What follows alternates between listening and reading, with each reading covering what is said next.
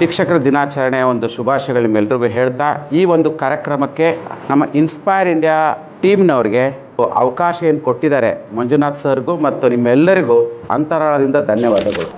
ಆರ್ಥಿಕ ಶಿಕ್ಷಣ ಅಂದರೆ ಏನರ್ಥ ಹೇಳಿ?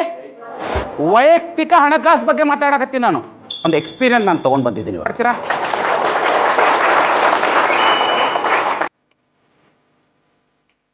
ಯಾರಿಗೆ ಸಾಲುತ್ತೆ ಸಂಬಳ? ನೀವೆಷ್ಟು ಸಂಪಾದನೆ ಮಾಡ್ತೀರ ಅನ್ನೋದು ಇಂಪಾರ್ಟೆಂಟ್ ಅಲ್ಲ, ಸಂಪಾದನೆ ಮಾಡಿರೋ ದುಡ್ಡನ್ನು ಹೇಗೆ ವಿನಿಯೋಗಿಸ್ತಾ ಇದ್ದೀರ ಅನ್ನೋದು ಭಾಳ ಇಂಪಾರ್ಟೆಂಟ್. ಆದಾಯ ಮೈನಸ್ ಉಳಿತಾಯ ಇದು ಈಕ್ವಲ್ ಟು ಖರ್ಚು.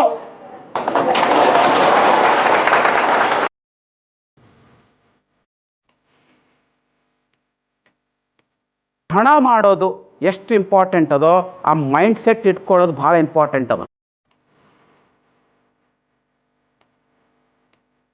ಸಿಸ್ಟಮ್ಯಾಟಿಕ್ ಇನ್ವೆಸ್ಟ್ಮೆಂಟ್ ಪ್ಲಾನ್ SIP ಅಂತ ಕರೀತಾರೆ. ಮ್ಯೂಚುವಲ್ ಫಂಡ್ ಏನು ಮಾಡ್ತಾರೆ ಅವರು, ನಾನು ನಿಮ್ಗೇನು ಕಂಪ್ನಿಗಳು ತೋರಿಸಿದ್ನಲ್ಲ, ಇನ್ಫೋಸಿಸ್, ಟಾಟಾ, ಟೋಲ್ಗೇಟು ಅಂತ 40 ಕಂಪ್ನಿಗಳಲ್ಲಿ ನಮ್ಮ ದುಡ್ಡನ್ನ ಹೂಡಿಕೆ ಮಾಡಿರ್ತಾರೆ.